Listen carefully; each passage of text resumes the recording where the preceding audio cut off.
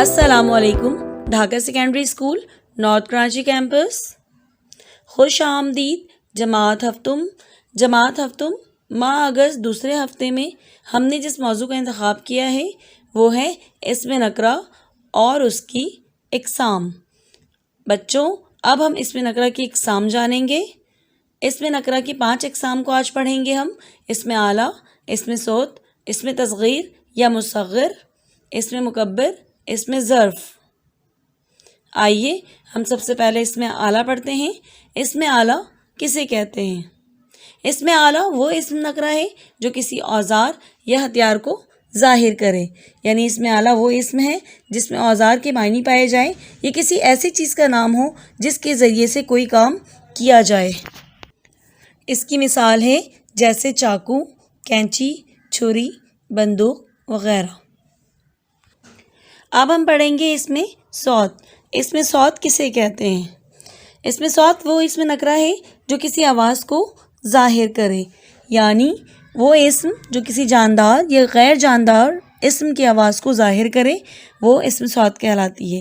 اس کی مثال ہے سائیں سائیں، جیسے ہوا کی آواز آتی ہے بچوں. کائیں کائیں، کوے کی آواز سنتے ہیں آپ لوگ. ٹن ٹن، گھنٹی کی آواز. یہ ساری آوازیں کیا ہوتی ہیں؟ اسم صوت کہلاتی ہیں. جیسے گاڑی کا ہارن ہے یا بارش کی چھم چھم ہے، یہ سب اسم صوت کی مثالیں ہیں. اب ہم پڑھیں گے اسم مصغر. اسم مصغر کسے کہتے ہیں؟ اسم مصغر وہ اسم نکرہ ہے جو کسی چیز کا چھوٹا پن ظاہر کرے، یعنی چھوٹائی کو ظاہر کرے، وہ اسم مصغر کہلاتی ہے. جیسے کہ دیگچی، باغیچہ، بچنگڑا، پگڑی وغیرہ، یہ ساری اسم مصغر کی مثالیں ہیں. اب ہم پڑھیں گے اسم مکبر. اسم مکبر کسے کہتے ہیں؟ یہ وہ اسم نکرہ ہے جو کسی چیز کا بڑا پن ظاہر کرے، یعنی کسی چیز کی بڑائی کو ظاہر کرے، بڑا ہونے کو ظاہر کرے، وہ اسم مکبر کہلاتا ہے. اس کی مثال ہے شہنشاہ، شاہ سوار، پگڑ، مہاراجہ، مہارانی وغیرہ وغیرہ. اب ہم پڑھیں گے اسم ظرف. اسم ظرف کسے کہتے ہیں؟ اسم ظرف وہ اسم نکرہ ہے جس سے کوئی وقت یا جگہ کو ظاہر کرنا مقصود ہو. یعنی اسم ظرف وہ اسم ہے جس میں جگہ یا وقت کے معنی پائے جائیں. اسم ظرف کی 2 مشہور اقسام ہیں. وہ اقسام ظرف زمان اور ظرف مکان ہیں. آئیے اب ہم ظرف مکان پڑھتے ہیں. ظرف مکان وہ اسم نکرہ ہے جو کسی جگہ کو ظاہر کرے، یعنی وہ اسم جس میں جگہ یا مقام کا ذکر ہو. جیسے باغ ہے، مدرسہ ہے، محل ہے، گھر ہے، مندر ہے. یہ ساری جگہ جو ہیں وہ، یہ سارے جگہوں کے نام جو ہیں وہ اسم ظرف مکان کی مثالیں ہیں.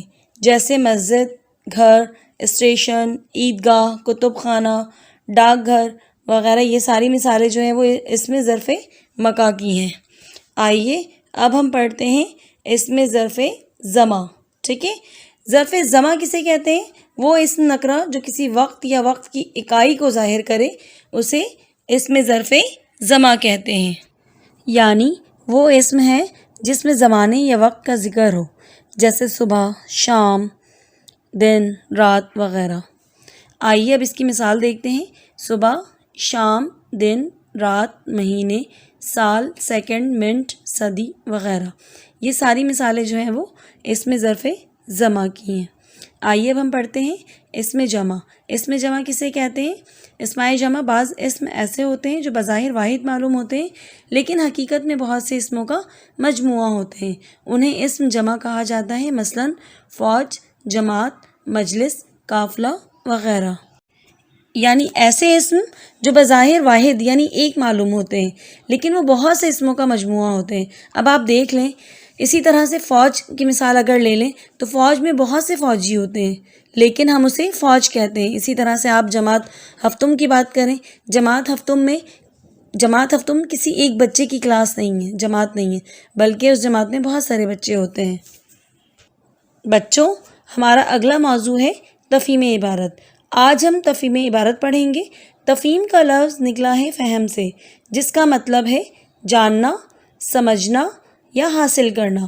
یعنی جب آپ کسی سبق کو پڑھتے ہیں تو اسے پڑھ کر آپ اس کے بارے میں کیا جان سکتے ہیں، کیا سمجھ سکتے ہیں، اور اسے پڑھ کر آپ کے ذہن میں کیا سوال آ سکتے ہیں اور ان سوالوں کے جواب آپ کس طرح دے سکتے ہیں، اسی کو کہتے ہیں تفہیم۔ تو آئیے میں آج آپ کو تفہیم کے اصول اور طریقہ کار بتاتی ہوں جس سے آپ بآسانی تفہیم لکھ سکیں گے۔ تفہیم عبارت کا طریقہ کار ہے۔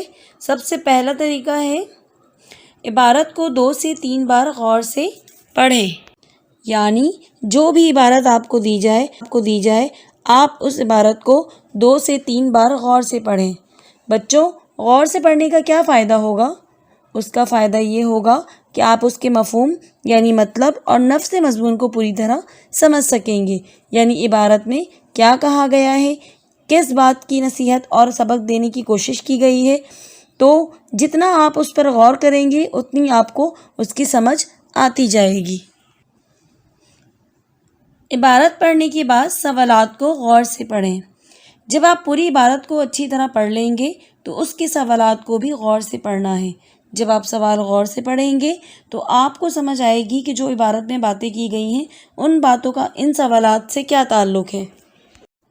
بچوں، آپ کو پتہ ہے کہ سوالات کے جوابات عبارت میں موجود ہوتے ہیں، بس معمولی سی غور و فکر کے بعد آپ ہر سوال کے جواب لکھ سکیں گے۔ جوابات سوالات کے مطابق ہوں، جتنی بات پوچھی جائے اتنی ہی لکھیں، یعنی جو سوالات آپ سے پوچھے جا رہے ہوں وہ جوابات آپ سوال کے عین مطابق لکھیں، یعنی جتنی بات پوچھی جائے اتنی ہی لکھیں۔ بہت زیادہ طویل جواب لکھنے سے گریز کریں۔ جواب لکھتے وقت عبارت کا اصل فقرہ نقل کرنے کی بجائے اپنے الفاظ میں لکھیں، یعنی جواب اپنے الفاظ میں لکھیں، لفظ بلفظ عبارت سے فقرہ نقل نہ کریں، اس سے آپ کے جواب کا تاثر استاد کے سامنے بہت برا پڑتا ہے، اس لیے کاپی پیسٹ کرنے سے گریز کریں۔ اب آگے پڑھتے ہیں۔ عبارت کا عنوان لکھتے وقت خاص غور و فکر سے کام لیں، یعنی عبارت کا عنوان ہمیشہ اس کے مفہوم کو اچھی طرح سمجھنے کے بعد لکھیں اور سوالات کے جوابات پر بھی غور و فکر کریں کہ آپ نے پوچھے گئے سوالات کا کیا جواب لکھا ہے، اور پھر اس کے بعد عنوان لکھیں۔ اور ایک بات ہمیشہ یاد رکھیں کہ عنوان ہمیشہ مختصر ہوتا ہے۔ بچوں، ہمارا اگلا موضوع ہے تفہیم فخر پاکستان، جو کہ آپ کی نرد بان کی کتاب صفحہ نمبر 44 اور 45 میں موجود ہے۔ آپ کو نرد بان صفحہ نمبر 44 اور 45 مکمل کرنا ہے۔ آئیے میں اب آپ کو عبدالستار ایدھی کے بارے میں چند باتیں بتاتی ہوں۔ دنیا میں جن لوگوں نے اپنی زندگی کو انسانیت کی خدمت کے لیے وقف کر دیا، ان زندہ جاوید ناموں میں ایک نام عبدالستار ایدھی مرحوم کا ہے۔ وہ بلا شبہ انسانیت کے خدمتگار اور محسن پاکستان تھے۔ وہ پیار، محبت اور خلوص کا پیکر تھے۔ عبدالستار ایدھی 28 مئی 1928 کو بھارت کی ریاست گجرات کے علاقے بانٹوا میں پیدا ہوئے۔ ان کا تعلق ایک متوسط طبقے سے تھا۔ 1951 میں 23 سال کی عمر میں انہوں نے ایک چھوٹی سی دکان خریدی اور ڈسپنسری قائم کر کے ایدھی ٹرسٹ کا آغاز کیا۔ انہوں نے ہمیشہ دوسروں کی زندگی بہتر بنانے کا سوچا، یتیموں، بیواؤں اور بے کسوں کی کفالت کی، انہیں سر چھپانے کے لیے چھت دی، غریبوں اور بے سہارا بزرگوں کو ایک پلیٹ فارم دیا، اور اس طرح ایدھی ٹرسٹ دنیا کا سب سے بڑا فلاحی ادارہ بن گیا۔ اسی دوران ان کی شریک حیات بیگم بلقیس ایدھی ان کی ہمسفر رہیں۔ عہد حاضر کی عظیم شخصیت بابا خدمت عبدالستار ایدھی گردوں کے مرض میں مبتلا تھے۔ وہ بروز جمعہ 8 جولائی 2016 کو انتقال کر گئے۔ اس عظیم ہستی کی نماز جنازہ نیشنل اسٹیڈیم کراچی میں ادا کی گئی۔ نماز جنازہ کے بعد گارڈ آف آنر اور 21 توپوں کی سلامی دی گئی اور سرکاری اعزازات کے ساتھ ایدھی ولیج کے میں سپرد خاک کر دیا گیا۔ بچوں، آپ کو نرد بان صفحہ نمبر 44 اور 45 اچھی طرح سے مکمل کرنا ہے۔ اس کے ساتھ ہی ہماری کلاس کا اختتام ہوتا ہے۔ ویڈیو دیکھنے کا بہت بہت شکریہ۔ اللہ حافظ۔